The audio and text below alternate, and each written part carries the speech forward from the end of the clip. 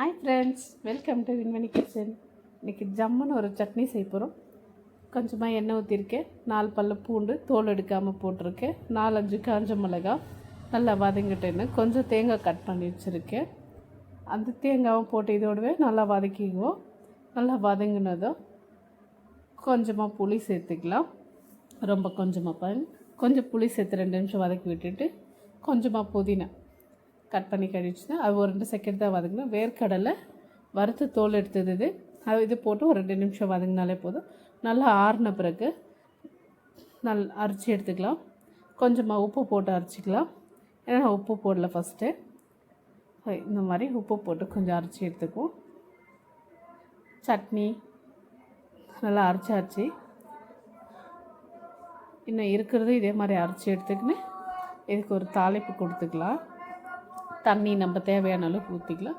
கொஞ்சம் எண்ணெய், கடுகு, உளுந்தம்பருப்பு, கருவேப்பிலை ஒரு கொத்து போட்டு தாளித்து கொட்டிக்கலாம். சட்னிக்கு இட்லி, தோசை, களியோடலாம் வச்சு சாப்பிடும்போது சட்னி டேஸ்ட் நல்லாயிருக்கும். கண்டிப்பாக ஒரு முறை ட்ரை பண்ணி பாருங்கள். பிடிச்சிருந்தா ஒரு லைக் போட்டு விடுங்க. நான் தோசையோடு வச்சு சாப்பிட போகிறேன். காலையிலேயே என்னடா பண்ணுறதுன்னு யோசிக்காமல் இந்த மாதிரி ஒரு சட்னி செய்யலாம். ஈஸியாக இருக்கும். டக்குன்னு வீட்டில் இருக்கிற பொருள் தான் எல்லாமே. இது